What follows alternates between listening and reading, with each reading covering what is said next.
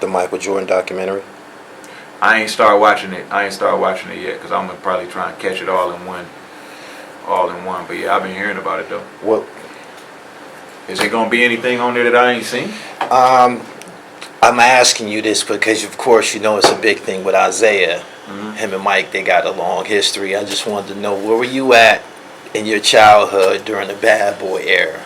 Shit, I was in Detroit. Was turned up. I was a hooper. You know what I'm saying? Like I was Zeke. My brother was Dumars. I ran the point. Right. You know what I'm saying? But I mean, dog. Jordan used to punish them niggas, man. Punish them niggas.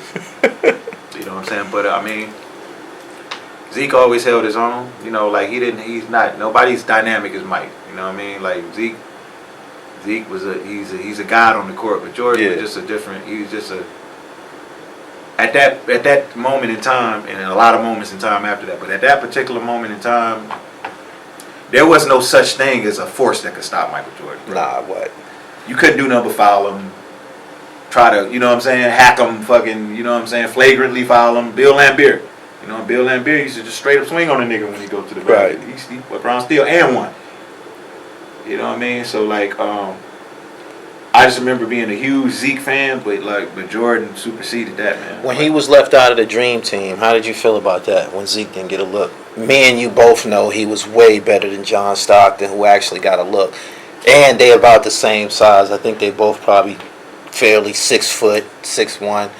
Isiah and John Stockton, that's not even comparable. How you feel about him being left off the Dream Team?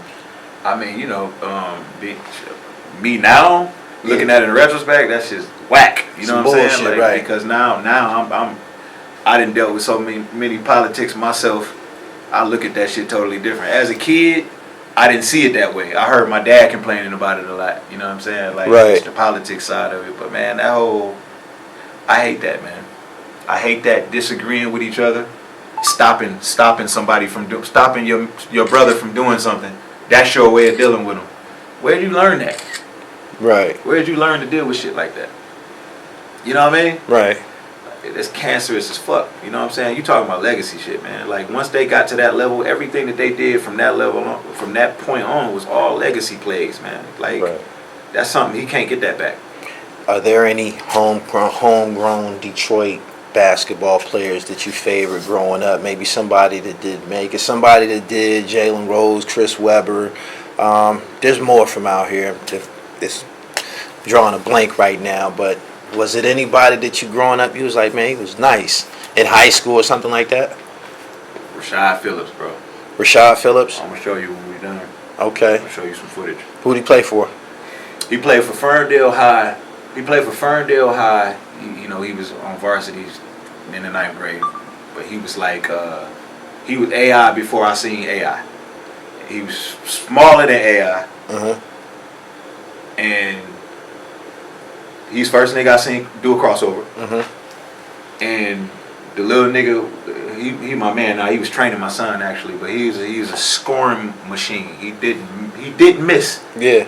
And he was pulling off the dribble in the 9th grade, 4 feet, 4 steps behind the 3-point line, off the dribble, shooting that motherfucker, and his back was already facing the basket when it was going in. So when we mentioned this guy, when I put him in the description and the tags, I'm like, yeah, that's my man. He was killing it out here. He went to UAD after that. Got the scoring title there. Then he ended up replacing somebody in a McDonald's All-American game. Okay. He played with Kobe and them in the All-American game, and then he got the MVP.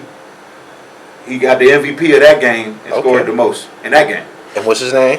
Rashad Phillips. Rashad Phillips. Royce, man, you've been an incredible guest, man. I'm glad. Yo, what's up? What's up? This is Royce the 5'9", broadcasting live from Heaven Studios. Right now, you checking out my brother Gully TV Sports. I don't know nothing about this right here, but still.